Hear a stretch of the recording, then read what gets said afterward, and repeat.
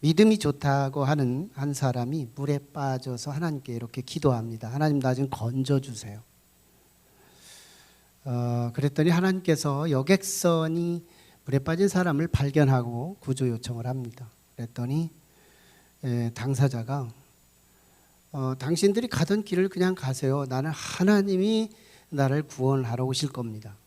돌려보내요. 하지만 하나님은 또 보내주십니다. 이제 해양경찰을 보내주시는데 경찰들이 왔을 때도 이는 끝까지 손사래를 치면서 거절합니다. 하나님이 나를 구원하실 거니까 당신들의 임무나 가서 일을 하라고. 나중에 소방선도 옵니다. 근데 끝까지 저항을 하고 거절을 해요. 그러자 그는 물에 빠져서 죽어요. 그리고 하나님 앞에 섭니다. 하나님께 질문해요. 하나님, 왜 나를 물에 빠졌을 때 건져달라고 했는데 건져주지 않으셨습니까? 하나님께서 이렇게 말씀하셔요. 내가 너를 건지러 3번이나 갔다. 근데 너는 3번이나 나를 거절했다. 내가 하나님이지만 너를 구원할 수 없었다. 하나님이지만 할 수 없는 거. 어쩌면 오늘 우리에게 가장 강한 메시지, 즉 하나님의 음성으로 들을 수 있을 것을 기대합니다. 지난 시간에 우리는 2번째 안식일에 나누었던 말씀이지만 예수님께 대적들이 이렇게 질문해요. 안식일에 병 고치는 것이 옳습니까? 예수님이 대답을 하십니다. 안식일에 선을 행하는 것은 옳다. 그러시면서 그 앞에 있는 손 마른 사람을 치유하시고 그리고 기타의 질병을 가진 사람들을 연쇄적으로 치유해요. 하지만 예수님의 선행은 말씀이 있는 곳에서 치유하고 말씀이 있는 곳에서 싸우지 말라고 하니 싸우지 않고 언제나 말씀대로 살아가는 삶, 이게 그리스도의 선이었다. 그러므로 오늘 우리 그리스도인들이 말씀이 얼만큼 나를 점유했나, 말씀이 나를 얼만큼 나를 리드해가고 있고 말씀이 나를 반영해서 살아가게 하는가, 이 부분이 나의 성숙의 정도 그리고 성화의 정도를 나타낸다고 말씀을 나눴어요. 이어지는 말씀이에요. 이제 2번째 안식일 사건이 지나고 한참쯤 아마 지났었던 것 같습니다. 이번에는 귀신에 들려서 시각장애, 언어장애, 그 이중장애를 앓고 있는 환자를 예수께서 이제 치유하시게 됩니다. 그러니까 성령으로 이 귀신을 물리치게 되면서 저절로 눈이 뜨이고 언어가 열리는 이런 이적이 나타난 거예요. 그러자 사람들이 깜놀합니다. 깜짝 놀라는 거예요. 이런 일이 있는가? 어떻게 보이지도 않던 사람이 보고 어떻게 말하지 못하던 사람이 말을 할 수 있지? 굉장히 깜짝 놀라요. 그러면서 내놓은 말이 이가 다윗의 자손이 아니냐 하는 의문이 있는 물음을 던져요. 그런가 하면 또 한 부류가 있었는데 이 예수님의 이 사역을 가지고 바알세불의 힘에 입어서 귀신을 쫓아냈다, 이렇게 평가해요. 바알세불은 귀신의 왕, 귀신의 왕. 귀신의 왕의 힘을 입어서 예수가 지금 귀신을 쫓아냈다, 이런 얘기를 한 거예요. 그래서 예수님께서 2가지로 저들의 모순을 지적합니다. 하나는 같은 조직체 안에서 서로가 분열을 하면 그 조직체가 유지되겠니? 그게 가정이라면 가족들이 분열하면서 가정이 세워지겠니? 그게 회사라면 사장이 사원들을 쳐내고 막 없애고 부정한다면 그 회사가 되겠니? 교회가 자꾸 지도자들이 성도들을 막 몰아내기만 한다면 그 교회가 되겠니? 그 나라가 서로 분열하고 쪼개진다면 결국 그 나라가 성하겠니? 그럴 수 없지 않느냐. 어떻게 내가 지금 귀신을 쫓아냈는데 귀신의 왕으로서 귀신을 쫓아낸다면 귀신 나라가 성하겠냐는 거예요. 니들 말에 모순이 있지 않니? 이런 말이에요. 또 하나는 귀신을 쫓아내는 일은 예수님만 하지 않았대요. 지금도 귀신 쫓아내는 사람들이 있거든요. 그때 당시에도 귀신을 쫓아내는 사람들이 있는데 바리새인들의 그 세력들 중에서도 이 귀신을 축사하는 그런 은사를 갖고 하는 사람들이 있었다는 거예요. 그러면 너희들의 자녀들이나 너희들에 속한 사람들 중에 귀신을 쫓아내는 사람들은 바알세불의 힘에 의해서 그런 것 아니냐? 너희들 스스로 귀신을 쫓아내고 있는 그 일들은 과연 너희가 말한 대로 귀신의 왕이 힘을 입어서 한 거 아니니? 할 말이 없는 거예요. 그러면서 예수님은 이제 나는 성령으로 이 환자를 치유했다 하는 그런 말씀을 합니다. 성령 사역에 의해서 귀신이 떠나게 되면서 이 귀신이 역할을 했던 시각장애 그리고 귀신이 방해를 했던 언어장애가 풀리게 된 거다. 그러면서 적어도 하나님의 나라는 지금 성령이 통치하는 성령이 먹히는 공간이니까 하나님의 나라는 지금 여기에 우리 가운데 임한 거다. 이 얘기를 한 거예요. 예수님은 하나님 나라가 지금 우리 가운데 임한 거다는 거예요. 조금 전까지는 어둠의 권세, 마귀가 이끌어가는 세계는 눈이 가리워지고 본다고 하지만 진리가 보이지가 않아요. 하나님이 보이지가 않아요. 진리가 보이지 않는 그런 삶이었지만, 그리고 진리를 경험을 해도 다른 사람에게 간증을 하고 싶지 않아요. 말을 하지 못해요. 언어장애. 물론 여기서의 언어장애는 말 자체를 못하는 것이겠지만 오늘 우리들도 부분적으로 언어장애, 시각장애를 갖고 있습니다. 어둠의 영이 우리에게 그렇게 하기도 하죠. 그런데 예수님의 성령 사역으로 인해서 이제 귀신이 떠나가고 시각이 열리고 언어가 열리면서 하나님이 다스리는 하나님의 통치의 나라, 하나님의 나라가 여기에 임한 거예요. 오늘 우리도 오늘 이 말씀을 들으면서 하나님 나라가 우리 각 사람의 마음속에서 오늘 우리 공간에서 일어나기를 주의 이름으로 축원합니다. 하나님 나라가 임하기를 원한다. 여기서 샘플을 경험하지 않으면 죽어서 천국 간다는 건 말이 안 된다고 그랬어요. 여기서 천국 샘플을 누려야 됩니다. 그게 우리 목표예요. 그러면서 예수님 결단을 시킵니다. 하나님 나라는 예수하고 함께하는 사람, 예수가 모집하는 일에 동참하는 사람, 이 사람들이 하나님 나라의 백성이다. 이러면서 입술을 조심하게 하는데요. 입술이 문제다. 말이 문제다. 이 언어가 문제다. 성령을 모독했다고 말하면서 이 성령의 모독이 행위로 모독한 게 아니고 말로 모독한 거예요. 우리 그리스도인들이 이 언어를 통해서 구원받은 증거들을 충분히 나타내야 합니다. 성령이 역사하면 언어가 바뀌는 거예요. 천국 방언을 사용하는 거예요. 내 언어를 보고 내 내면을 들여다볼 수 있어요. 내 언어를 보고 내가 지금 지옥인지 천국인지를 감지할 수 있는 거예요. 언어는 열매이기 때문에, 언어는 모든 과거의 삶을 영수증처럼 드러내는 현상이기 때문에, 언어는 단순히 말이 아니에요. 언어는 나의 정체성을 드러내는 거예요.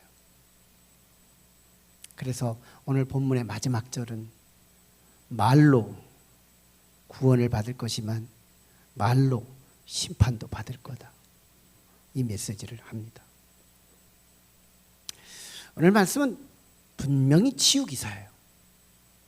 네, 귀신 들려서 눈이 보이지 않고 말이 안 되는 이런 환자를 예수께서 성령 사역으로 치유하신 사역이에요. 근데 이 편집 구조 자체가 치유 기사는 한 절로 처리하고 총 16절 중에서 15절은 이걸 계기로 삼아 예수님의 말씀으로 가득히 채워요. 이게 마태, 마가, 누가복음인 공간복음서의 동일한 입장입니다. 그러니까 편집자가 이 말씀을 기록할 때 의도가 있는데 이 의도가 하나님의 뜻일 가능성이 높은 거예요. 환자를 깊게 다루지 말고 예수님의 말씀을 깊게 다루라 이 말인 거예요. 예수님의 말씀에 귀를 기울이라 이 말씀이거든요. 그 예수님의 말씀이 뭐냐 이거예요. 예수님은 한마디로 오늘 이 사건을 시작으로 해서 성령을 조명했어요. 성령. 예수 그리스도의 영, 하나님의 영 보이지 않아요. 능력은 나타나요. 그 영. 그래서 성도와 비성도는 이목구비로 표현되지 않아요. 영으로서만 성도와 비성도를 구별할 뿐인 거예요. 고린도 교회를 향하여 바울 사도가 그리스도의 영이 없다면 그는 그리스도인이 아니라고 말하는 거예요. 그래서 오늘 말씀을 들으면서 우리는 내 안에 그리스도의 영이 있는지를 우리는 다시 한번 확인할 필요가 있는 거예요. 그리스도의 영. 이 그리스도의 영인 성령을 예수께서 조명합니다. 그리고 그 무리들을 향하여 이 성령에 적극 참여할 수 있도록 초청해요. 그런데 이 성령에 저항하는 세력이 있었어요. 막 저항하고 모독하고 거역하고 한 이런 세력들에 대해서는 예수께서 독사의 자식들아 하면서 그들을 책망하는 그런 말씀이 오늘 말씀인 거예요.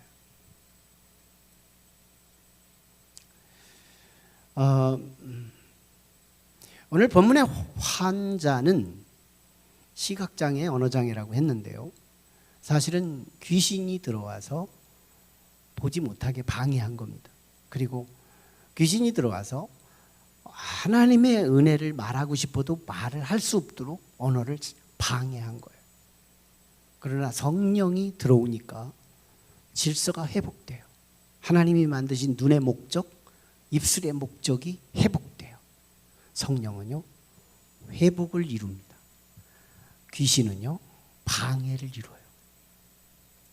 오늘 우리 안에 나의 나딤, 귀신이 아니고 성령이기를 주의 이름으로 축원합니다. 성령.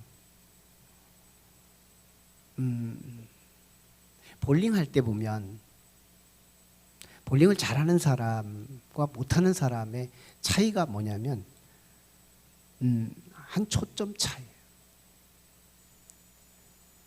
볼링을 못하는 사람은 볼링 핀 저기 10개의 핀을 저걸 보고 던져요.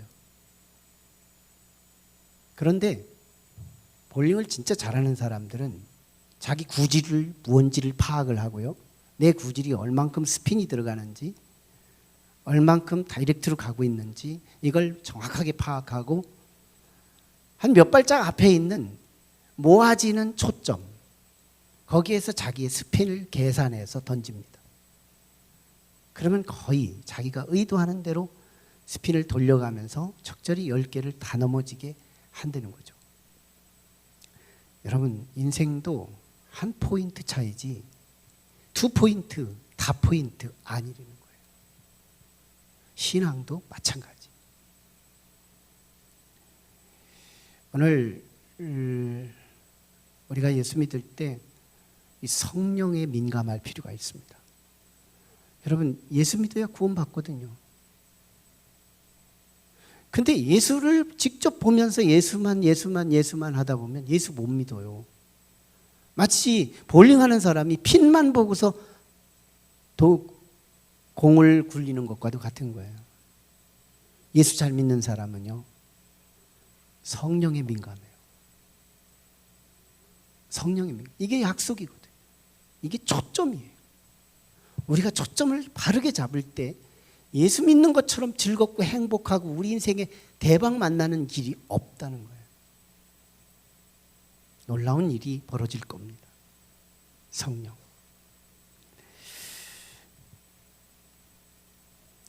사역이 쭉 이루어지니까 반응이 두 가지로 쫙 갈라져요. 첫째, 무리의 반응. 많은 무리들이 반응해요. 그때 그들이 깜놀했다고 그랬어요. 깜짝 놀란 거예요. 그동안에 그런 놀랄 일이 없었어요. 평이한 일들이었어요. 근데 많은 무리들이 이전에는 이런 일이 없었는데 어떻게 이런 일이 벌어지지? 동공이 커지는 어마어마한 놀라는 사건이 벌어져요. 그러면서 내놓은 멘트가 뭐냐면 이가 다윗의 자손이 아니냐? 여기에 의문 대명사가 들어가면서 이들이 뭘 메시아를 발견한 게 아닌 거예요. 혹시 메시아가 아닐까? 이런 물음이에요. 다윗의 후손으로 온다고 했으니까 혹시 메시아가 아닐까? 그런데 딱히 메시아라고 생각을 못하고 있는 거예요. 그때 예수님은 이들을 향해서 그 의문, 행여나 예수 믿어야 구원받지 않을까? 여기에 천국 없다는 것을 말하고 있어요. 부정 의문 대명사를 사용해서 오늘 표기를 한 건데 거기에 의문을 집어넣은 그 사람에게는 하나님 나라를 경험할 수 없다는 거예요. 그러면서 주님이 하신 말씀은 30절에 이렇게 표현해요. 예수와 함께 하든지 하나님 나라의 모집 인원이 되든지 모집을 하든지, 적극적인 사람이죠. 전도하는 사람을 말하는 거예요. 예수와 동행을 하든지 아니면 하나님 나라의 모집 인원이 되든지 이 사람들이 천국을 소유한다는 거예요. 많은 무리들이 예수님에게 놀래기는 했지만 예수님에게 소속이 안 된 거예요. 그래도 이 사람들은 저주받지 않아요. 소망이 남아 있습니다. 소망이 남아 있어요. 놀랬어요. 혹시 메시아가 아닐까? 이 의문. 그걸 예수님은 더 적극적으로 소속을 분명히 하라고 결단을 촉구하고 있는 것도 오늘 본문입니다. 우리도요, 천국 가는 사람은 중간지대는 없다는 거예요. 예수에게 속할 거냐? 마귀에게 속할 거냐? 영게임인 거예요. 마귀의 영이 나를 통치할 거냐? 성령님의 영이 통치할 거냐? 이목구비는 똑같아요. 그릇은 똑같아요. 자동차는 똑같아요. 술 취한 사람이 운전할 거냐? 베스트 드라이버가 운전할 거냐의 차이인 것뿐이에요. 오늘 성령이 나의 몸을 차 삼아서 운전할 수 있는 그런 은총이 우리 모두에게 함께하기를 원합니다. 두 번째 반응이 바리새인들의 반응입니다. 이들은요, 지금 성령 사역 앞에서 바알세불의 힘을 입어서 귀신을 쫓아냈다고 폄훼하고 방해하고 회방한 거예요. 완전히 뒤바꾼 거죠. 이 바리새인들이 이렇게 한 배경은 이해가 가요. 왜 그러냐면 조금 전에 무리들이 이가 혹시 다윗의 자손이 아니냐? 라고 부정의문 대명사를 사용했을 때 지금 바리새인들은 종교 지도자들인데 이때 기회를 포착한 거예요. 저 무리들이 어제까지 나를 추종하던 내 고객들이었거든요. 내 상담자들. 나를 찾아왔거든. 그래서 상담비를 주고 나한테 내 삶을 윤택하게 도와줬던 사람들이거든요. 근데 이 고객들이 빼앗길 것 같은 거예요. 이 추종자들이 빼앗길 것 같은 거예요. 그래서 이 다윗의 자손이 아니냐라고 한 걸 완전히 부정하기 위해서 내놓은 말이 뭐냐면 지금 이 사건은 바알세불 귀신의 왕을 도움을 받아서 일어난 일이다. 이렇게 딱 던진 거예요. 뭘 잡기 위해? 무리들의 회유를 멈추게 하기 위해서. 그러니까 이 바리새인들은요, 지금 하나님의 역사라는 걸 알아요. 알고 있어요. 그럼에도 불구하고 자기 추종자들을 빼앗길까 봐 이건 바알세불의 왕의 힘을 입은 거라고 단죄해버린 거예요. 모독을 해버린 거예요. 이걸 예수님이 지금 가슴 아파하는 거예요. 이걸 성령의 모독 사건이다. 여기서요, 저들이 성령을 모독하는데 행위로 하지 않았다는 점이에요. 뭘로 모독했느냐? 말로, 언어로. 그래서 이게 우리가 성령을 모독하고 성령을 회방하고 성령을 방해하는 우리의 포지션이 어디냐면 다리가 아닌 거예요. 우리 입인 거예요. 입. 그래서 마지막 오늘 본문의 마지막 절은 입 가지고 구원받을 거지만 입 가지고 심판받을 거다 이거예요. 입이 자기다. 입이 자기 정체성인 거예요.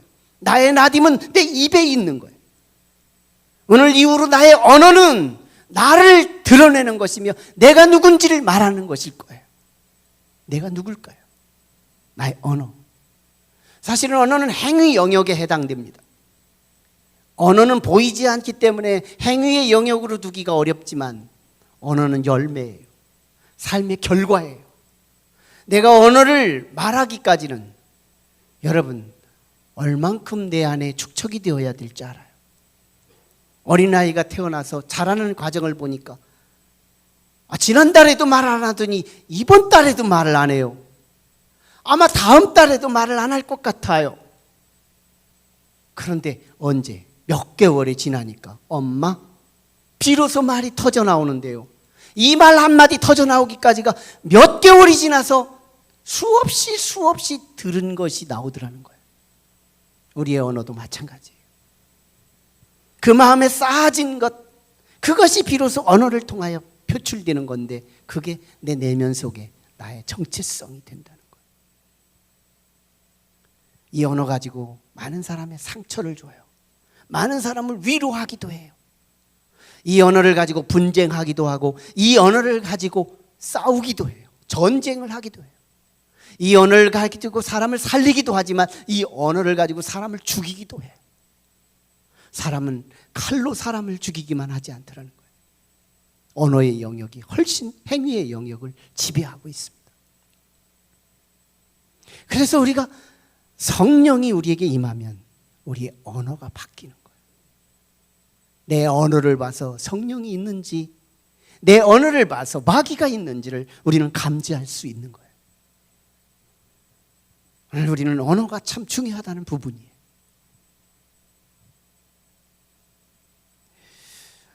우리가 이 언어를 통해서 성령을 회방하는데 성령을 회방하면 왜 예수님께서 용서받지 못한다고 하셨을까? 예수님은 죄를 둘로 나누어 줬어요. 용서받을 죄 그리고 용서받지 못할 죄. 사람들에게 죄를 지은 건 용서받을 수 있는 길이 열려 있어요. 회개가 전제된다면.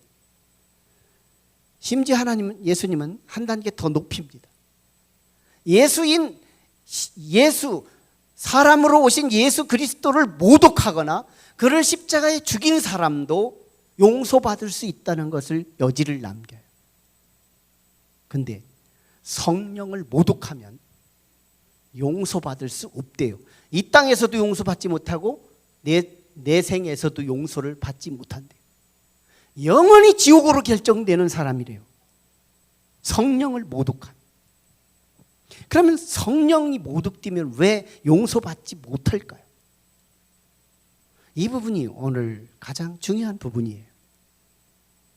여러분, 우리는 예수 믿어서 구원받아요. 다른 길이 없어요.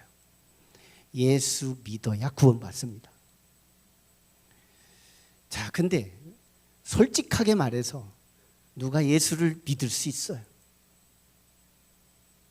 나는 예수를 믿을 수 있다고 생각한다면 여긴 거짓이 들어가야만 가능할 수 있는 거예요. 보다 솔직하다면 난 얘도 믿을 수 없다고 말하는 게 정직한 표현이에요. 여러분, 예수 믿는 게 그리 쉬운 거냐고요. 어려운 부분이에요. 여러 가지 이유가 있습니다. 예수 믿기 가장 어려운 일이에요. 이걸 하나님이 아세요. 그래서 우리의 연약한 인생들에게 예수를 믿기 가장 쉬운 길을 알리기 위해서, 우리를 돕기 위해서 보내주신 선물이 있는데 그게 성령이에요. 성령은 선물이에요. 이걸 푸뉴마, 성령을 가리켜서 푸뉴마라고 말하는데, 성령의 사역을 말할 때는 보혜사로 표현됩니다. 보혜사. 이걸 영어로 말하면 헬퍼라고 그래요. 성령은 헬퍼예요. 우리의 연약함을 돕기 위해서 보내주신 영입니다. 성령. 여러분, 너무너무 중요한 부분을 지금 다루고 있는 거예요. 그래서 우리의 기도는 이제 이 기도로 바꾸어야 되는 거예요. 하나님, 나 영을 바꿔달라고, 성령의 신앙을 갖게 해달라고. 이미 성령이 함께한 성도는 성령이 충만하게 해달라고 기도해야 되겠지만, 내게 아무리 봐도 내겐 성령이 없어, 입술의 열매를 봐서도 없고 내 내증을 봐서도 없다면 영 바꿔달라고 기도해야 되는 거예요. 성령 받은 거. 성령은 나의 연약함을 도와주는 역할을 해요. 여러분, 우리의 연약함은 역사의 예수부터 안 믿어져요. 근데 성령이 임하면 역사의 예수가 믿어져요. 예수 그리스도는 성령으로 잉태했어요. 예수 그리스도는 성령으로 뱃속에서 자랐어요. 성령으로 자라났고, 성령으로 성숙했고, 성령으로 공생애를 이루고, 성령 안에 죽으셨고, 성령 안에 부활하셨고, 성령 안에 다시 승천하신 분, 모든 인생의 시작과 끝을 성령으로 가득히 채웠던 예수 그리스도, 그분의 영이 우리 안에 들어온다는 거, 이게 성령이에요. 이걸 하나님 아버지가 허락할 때 두르는 건데요, 이 성령은 우리에게 선물이에요. 기프트예요. 성령입니다. 이 선물을 우리가 받아야 되는 거예요. 이 성령의 선물을 받게 되면 역사의 예수가 그냥 믿어져요. 그리고 예수가 십자가에 죽었다고 하여 이것이 나를 위해 저렇게 죽을 정도로 사랑하시는가에 대한 이 감정적 움직임이 시작돼요. 감동합니다. 그리고 예수 그리스도를 따라서 나도 십자가를 지고 예수를 따라가는, 예수를 배워가는 삶으로 순종해가는 삶까지 이어져 가요. 그래서 말씀을 들으면 반영하는 삶이 이루어져요. 지금 성령의 역사를 다루고 있는 거예요. 오늘 우리가 성령이 있는지를 확인하자는 거예요. 성령은 우리를 그렇게 도와요. 그러면요, 성령이 나를 통치하고 나를 다스리고 성령이 나를 힘입으면 성령이 내 영, 성령을 믿어라, 성령께 예배하라, 성령께 충성하라 이러지 않아요. 성령님은 예수 믿어라, 역사의 예수는 사실이다, 역사의 예수는 너를 위해 죽으신 분이다, 역사의 예수를 따라서 살아라, 역사의 예수를 꽉 만나게 해주는 거예요. 앞에 있는 초점, 거기다 핀을 던져라, 그러면 10개 다 넘어진다 이거예요. 예수 그리스도를 온전히 믿을 수 있다 이거예요. 그래서 예수 믿을 때 성령을 받았느냐고 질문하는 이유가 그 부분이었다는 겁니다. 성령. 오늘 우리는 예수 믿을 때 성령을 받았는가, 이 부분을 너무너무 중요시 여겨야 돼요. 서론에 나눴던 말씀을 다시 기억합니다. 믿음이 좋다고 하는 사람이 물에 빠졌어요. 하나님께 구원해달라고 기도했어요. 여객선이 가다가 발견해서 구조 요청을 했더니 가래요. 해양경찰이 와서 구조 요청을 했더니 가래요. 소방선이 와서 구조 요청을 했더니 가래요. 그래서 결국 하나님도 구원할 수 없는 길, 성령을 회방하면 우리가 용서받을 수 없는 이유는 나를 돕기 위해 오신 영을 회방했으니, 나를 도와야만 예수 믿을 수 있고 예수의 그리스도의 피가 내게 적용돼서 내가 의로워질 수 있는 건데, 나를 돕기 위해 오신 분을 거절했으니 용서받을 수 있냐는 거예요. 그런 의미에서 용서를 받지 못한다는 거예요. 오늘은 성령을 회방하는 것도 있지만 거역하는 것도 용서받지 못한다고 그래요. 이 죄는요, 대부분 성도들에게서 일어나는 죄예요. 믿지 않는 사람은 성령의 유무도 몰라요. 성령이 있는지도 몰라요. 그래서 성령의 모독과 성령의 거역 사건을 저들은 저지르지 않아요. 그래서 언제나 그리스도인으로 올 수 있는 길이 열려 있는 것이 불신자들이에요. 그런데 교회에서는요, 성령을 회방도 하고 교회에서는 성령을 거역도 합니다. 이게 교인들의 죄예요. 이게 가장 치명적인 위험입니다. 성령이 역사하는 일을 귀신이 했다고 둔갑시키거나, 지금 성령이 내게 내마의 음성을 주십니다. 결단하라. 하나님 말씀 붙들고 살아라. 근데 내 속에 사탄이 또 하나의 세미한 소리를 줍니다. 그거 하면 네가 사업에 손해가 와. 네가 자존심이 상해. 그래서 계산하게 해요. 그래서 성령이 주신 말씀을 거역해버리는 거예요. 그래요. 한 번 거역 당하죠. 로마서에서 보면 성령이 거역을 당하며 거역을 당하고 또 거역을 당하면 우리 속에서 근심하는 성령으로 소개됩니다. 성령이 근심하기 시작해요. 성령이 근심하면 이상하죠. 내 오감이 근심해집니다. 그리고요, 나는 결국 그 영이 내 밖으로 나갈 때 어둠의 영들이 내게 찾아온다는 거예요. 우리는 성령께서 주시는 음성을 듣고 그때그때마다 순간의 성실함으로 그 말씀에 참여할 필요가 있어요. 그렇게 해보십시오. 그러면 성령이 조금씩 나를 점유해가요. 내 통치를 넓혀가요. 이상합니다. 예수 믿는 것처럼 쉬울 수가 없어요. 예수 믿는 것처럼 능력이 없어요. 예수 믿는 것보다 대박이 없어요. 오늘 그 성령이 저와 여러분에게 함께 하기를 주의 이름으로 축원합니다. 한 성도가 있었어요. 우리 교인입니다. 그는 참 어렵게 우리 교회에 왔어요. 그는 이전에도 교회를 다닌 분이에요. 그는 성령 없이 예수를 믿었어요. 교회 한 번 오고 3주 빠졌다가 또 한 번 와요. 한 달에 한 번꼴 오는 거죠. 그는 세상을 즐겼어요. 명목상의 그리스도인이었어요. 교회 오기가 너무 힘들었어요. 교회 오기가 그렇게 힘들어요. 그러다가 저희 교회에 와서 한 1년쯤 있다가 은혜를 받았어요. 성령으로 바뀌었어요. 그는 주일 1년 52주 한 번도 빠지지 않아요. 그는 새벽에 기도해요. 그는 찬양, 춤을 춰요. 그는 어린이 사역을 해요. 그는 셀 사역을 해요. 그는 그 바쁜 사업 중에도 전도해요. 피곤해서 어떻게 해요? 즐거워서 하는 거예요. 피곤해서 어떻게 해요? 힘들지요. 그렇지만 기뻐서 하는 거예요. 이게 우리와 함께한 성도의 이야기.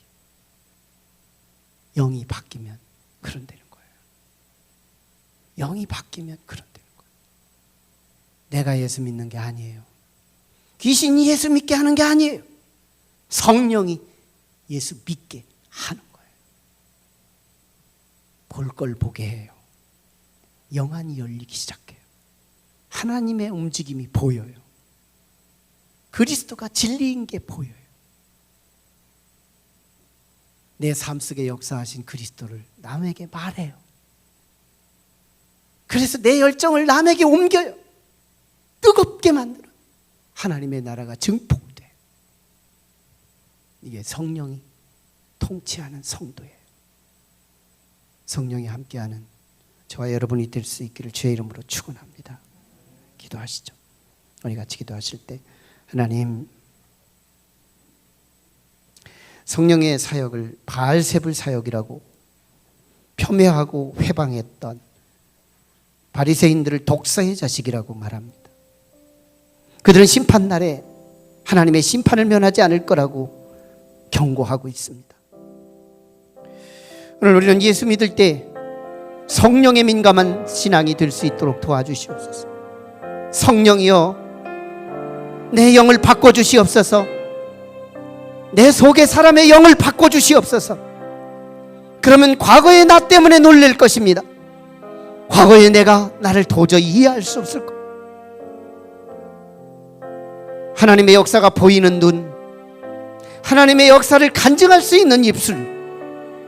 나의 눈이 떴다고는 하지만 하나님의 역사가 보이지 않는 영적 소경이요, 하나님의 기적을 수없이 경험하지만 말 한마디 간증할 수 없는 입술의 벙어리가 있다면 오늘 성령 받기를 사모합니다. 성령 받기 위해 회개합니다. 성령을 사모합니다. 오늘 시간 성령을 사모하는 이마다 성령의 영으로 통치가 시작되게 하시고 하나님의 나라가 지금부터 영원토록 경험할 수 있도록 도와주시옵소서. 말씀 붙들고 같이 기도합니다.